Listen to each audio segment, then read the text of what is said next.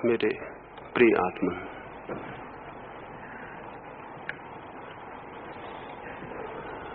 मनुष्य एक 7 मंजिला मकान है, 7 स्टोरीड हाउस। लेकिन हम एक मंजिल में ही जीते और मर जाते हैं। पहले उन 7 मंजिलों के नाम आपको समझा दूं। जिस मंजिल में हम जीते हैं उस मंजिल का नाम कॉन्शस चेतन। उस मंजिल के ठीक नीचे दूसरी मंजिल है जो तलघरे में है, जमीन के नीचे है, अंडरग्राउंड है। उस मंजिल का नाम अनकॉन्शस अचेतन। उस मंजिल के भी और नीचे पाताल की तरफ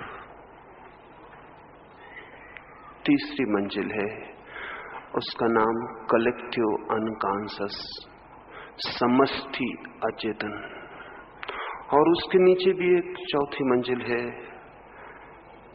और भी नीचे, सबसे नीचे उस मंजिल का नाम है कॉस्मिक अनकॉन्शस ब्रह्म अचेतन। जिस मंजिल पर हम रहते हैं उसके ऊपर भी एक मंजिल है, उस मंजिल का नाम है सुपर कॉन्शस अति चेतन। उसके ऊपर एक मंजिल है जिसको कहें कलेक्टिव कॉन्शस समष्टि चेतन। और उसके भी ऊपर एक मंजिल है जिसे कहें कॉस्मिक कॉन्शस ब्रह्म चेतन। जहां हम हैं उसके नीचे 3 मंजिलें हैं और उसके ऊपर 3 मंजिलें हैं। ये मनुष्य का 7 मंजिलों वाला मकान है। लेकिन हम में से अधिक लोग चेतन मन में ही जीते और मर जाते हैं। आत्मज्ञान का अर्थ है इस पूरी 7 मंजिल की व्यवस्था से परिचित हो जाना। इसमें कुछ भी अपरिचित न रह जाए, इसमें कुछ भी अनजाना न रह जाए। क्योंकि इसमें यदि कुछ भी अनजाना है तो मनुष्य अपना मालिक, अपना सम्राट कभी भी नहीं हो सकता। जो अनजाना है वही उसकी गुलामी है। वो जो अज्ञात है, वो जो अंधकारपूर्ण है, वही उसका बंधन है। वो जो नहीं जाना गया वो नहीं जीता गया है। अज्ञान ही हार है और ज्ञान ही विजय की यात्रा है। इस 7 मंजिल के भवन में हम सिर्फ एक मंजिल को जानते हैं जिसमें हम अपने को पाते हैं, जहां हम हैं। इस मंजिल में ही जीते रहने का नाम प्रमाद है। इस मंजिल में ही बने रहने का नाम प्रमाद है। प्रमाद का अर्थ है मूर्छा, प्रमाद का अर्थ है बेहोशी, प्रमाद का अर्थ है निद्रा, प्रमाद का अर्थ है तंद्रा, प्रमाद का अर्थ है सम्मोहित अवस्था, हिप्नोसिस। हम इस एक मंजिल से इस तरह हिप्नोटाइज्ड हो गए हैं, हम इस एक मंजिल से ऐसे सम्मोहित हो गए हैं कि हम इधर उधर देखते भी नहीं। हमें पता भी नहीं चल पाता है कि हमारे व्यक्तित्व में, हमारे जीवन में, हमारे होने में और भी बहुत फैलाव है। साधना का अर्थ है इस प्रमाद को तोड़ना, इस मूर्छा को तोड़ना। स्वभावतः इसे मूर्छा क्यों कहें, इसे प्रमाद क्यों कहें? एक आदमी के पास 7 मंजिल का मकान हो और वो एक ही मंजिल में रहता हो और उसे दूसरी मंजिलों का पता न चले तो हम क्या कहेंगे? क्या वो आदमी जागा हुआ है? यदि वो आदमी जागा हुआ है तो उसे बाकी मंजिलों से अपरिचित रहने की संभावना नहीं है। हाँ, यही हो सकता है कि एक आदमी अपने मकान की एक ही मंजिल से परिचित हो और 6 मंजिलें अपरिचित हो। ये तभी संभव है जब वो एक मंजिल में सोया हुआ हो, अन्यथा उसे पता चलना शुरू हो जाएगा। हम सोए हुए लोग हैं, इसलिए हम जहां हैं वहीं जी लेते हैं, हमें कुछ और पता नहीं चलता। पश्चिम का मनोविज्ञान अभी तक इतना ही मानता था कि ये जो चेतन मन है, ये जो कॉन्शियस माइंड है, यही मनुष्य है। लेकिन जैसे जैसे उन्होंने सोच विचार किया, थोड़ी खोजबीन की, तो फ्रायड को पहली दफे अनुमान आना शुरू हुआ कि नीचे कुछ और भी है। चेतन ही सब कुछ नहीं है, कुछ और नीचे है, और वो ज्यादा महत्वपूर्ण मालूम हुआ। अनकॉन्शियस की खोज फ्रायड ने की, अचेतन की खोज की, और पश्चिम के मनोविज्ञान ने दो बातें स्वीकार कर ली, चेतन मन और अचेतन मन। लेकिन फ्रायड की खोज अनुमान है, अनुभव नहीं। अनुभव साधना के बिना नहीं हो सकता।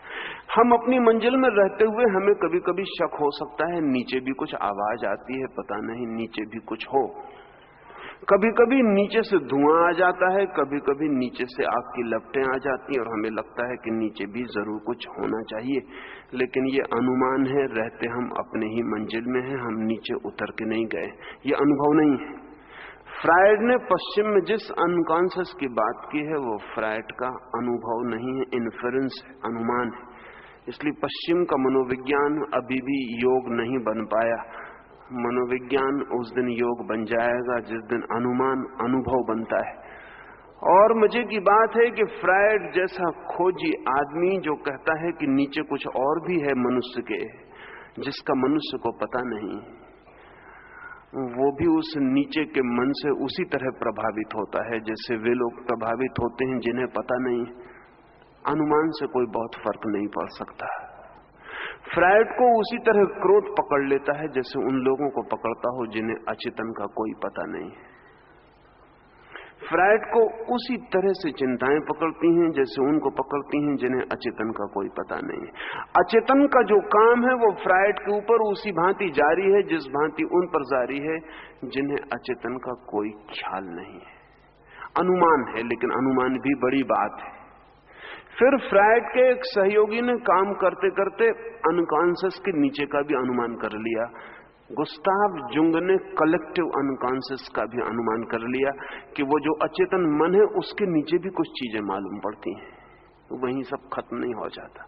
लेकिन वो भी अनुमान ही है, अनुभव नहीं है। योग अनुभव की यात्रा है, योग स्पेकुलेटिव नहीं है, योग सिर्फ विचार नहीं है, योग अनुभूति है।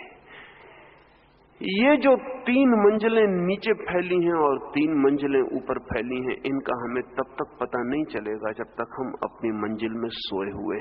इसलिए पहले हम अपने सोए हुए होने के तथ्य को ठीक से समझ लें तो जागने की यात्रा शुरू हो सकती है। क्या आपने कभी ये ख्याल किया कि आप एक सोए हुए आदमी हैं? शायद नहीं ख्याल किया होगा, क्योंकि सोए हुए आदमी को इतना भी पता चल जाए कि मैं सोया हुआ हूं तो जागने की शुरुआत हो जाती। असल में इतनी बात का पता भी चलना कि मैं सोया हुआ हूं जागने की खबर है। नींद में यह भी पता नहीं चलता कि मैं सोया हुआ हूं, यह भी पता जागने में ही चल सकता है। पागल को यह भी पता नहीं चलता कि मैं पागल हूं, यह भी गैर पागल को ही पता चल सकता है। नींद में आपने कभी नहीं जाना कि आप सोए हैं, जाग के आपको पता लगता है कि अरे मैं सोया हुआ था। सोए हुए होने का अनुभव भी जागने का अनुभव है, नींद का अनुभव नहीं है। इसलिए मैं आशा नहीं करता कि आपको पता चला होगा कि आप सोए हुए हैं। लेकिन जो जाग गए हैं वो कहते हैं कि आप सोए हुए हैं। थोड़ी सी बातें की जा सकती हैं जिनसे शायद आपको ख्याल आ जाए। एक आदमी है, क्रोध करता है, गालियां बकता है, सांझ को क्षमा मांगने आता है और कहता है माफ करें, जो मैं नहीं कहना चाहता था वो कह गया। इन स्पाइट ऑफ मी, वो कहता है मेरे बावजूद मैं नहीं चाहता था और बातें हो गई, माफ करें। क्या उस आदमी से पूछा जा सकता है कि तुम यदि नहीं चाहते थे तो बातें कैसे हो गई? क्या तुम जागे हुए थे या सोए हुए थे? क्या आपने क्रोध करके हर बार यह अनुभव नहीं किया है कि कुछ जो नहीं करना था वो आपने कर लिया? अगर ऐसा अनुभव किया है तो इसका मतलब है कि जो किया गया वो नींद में किया गया होगा, अन्यथा ये बात उसी वक्त पता चल सकती थी कि जो नहीं करना है वो हम कर रहे हैं।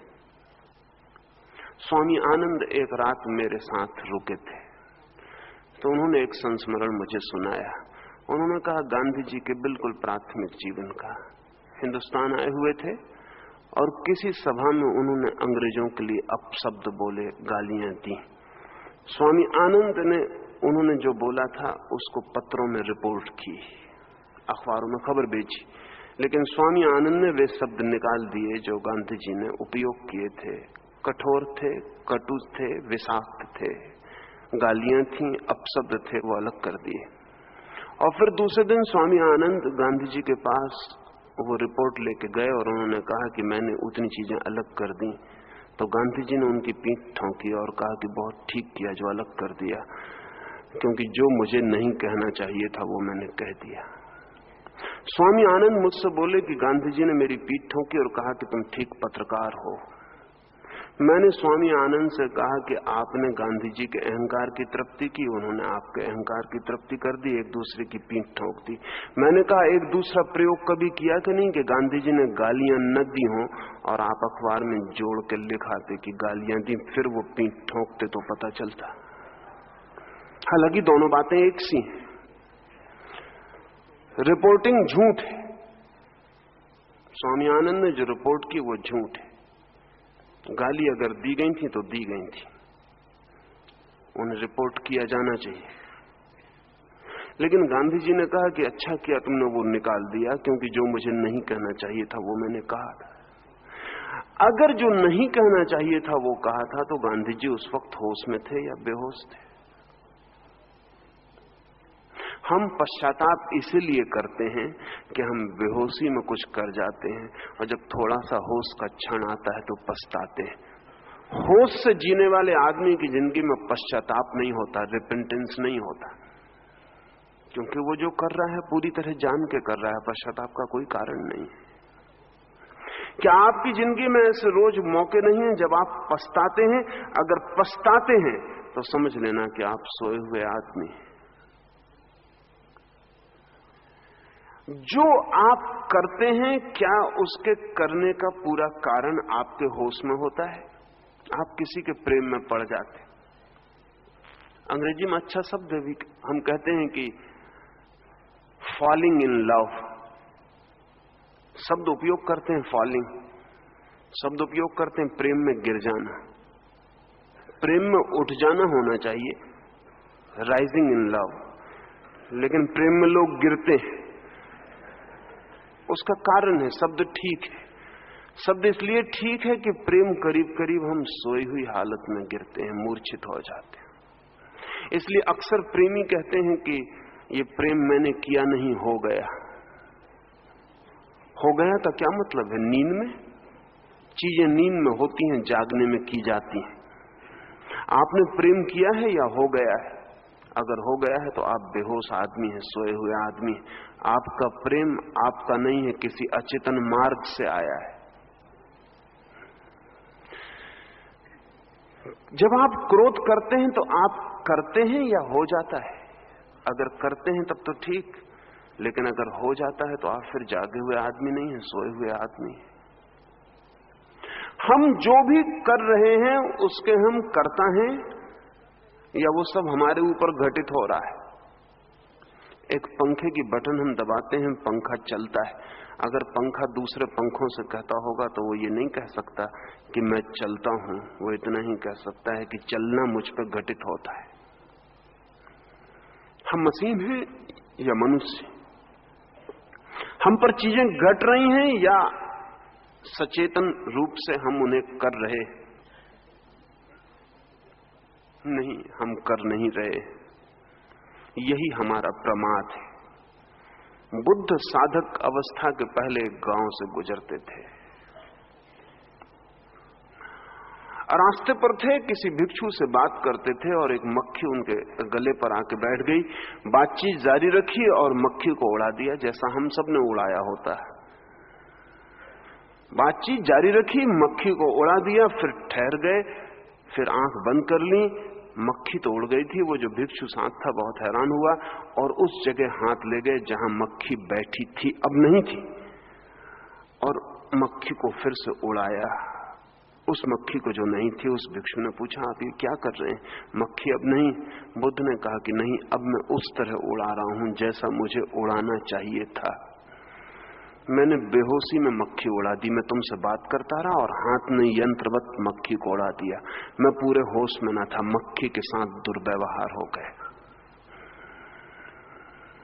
उड़ा दिया तब मुझे पता चला कि मैंने उड़ा दिया है। जब मैं उड़ा रहा था तब मुझे पता ही नहीं था कि मैं उड़ा रहा हूं। तो बुद्ध ने कहा, अब मैं उस तरह उड़ा रहा हूं जैसे मुझे उड़ाना चाहिए था, होश पूर्वक, कॉन्शियसली। हम सब सोए हुए लोग हैं। हम जो भी कर रहे हैं वो सोए हुए कर रहे हैं। प्रेम, घृणा, दोस्ती, दुश्मनी, क्रोध, क्षमा, प्रायश्चित, सब सोया हुआ हो रहा है। अगर हम अपनी जिंदगी का पूरा हिसाब लगाएं तो वो हमें सपने जैसी मालूम पड़ेगी, जिंदगी जैसी नहीं मालूम पड़ेगी। अगर आप लौट के पीछे की तरफ देखें, जितनी जिंदगी आपकी गुजर गई है, तो वो ऐसी नहीं लगेगी कि जिए आप, वो ऐसी लगेगी जैसे आपको जिया गया। You have been lived. कुछ आपके ऊपर से गुजरता गया है, एक फिल्म की तरह आपके ऊपर से कोई चीज गुजरती गई है। इस अवस्था का नाम प्रमाद है, मैन एस्लीप। रात की नींद की बात नहीं कर रहा हूं, दिन की नींद की बात कर रहा हूं, जो हम जागे हुए भी सोए हुए हैं। 24 घंटे हम सोए हुए हैं। कभी कभी किसी खतरे के क्षण में थोड़ी देर को जागरण आता है, अन्यथा नहीं। अगर मैं एक छोरा अचानक आपकी छाती पर रख दूं तो एक क्षण को आप जाग जाएंगे। उस क्षण में आप सोए हुए नहीं होंगे, क्योंकि इमरजेंसी, संकट का क्षण होगा। उस वक्त सोए रहना खतरनाक है। अगर अचानक कोई छाती पर छुरा रख दे तो एक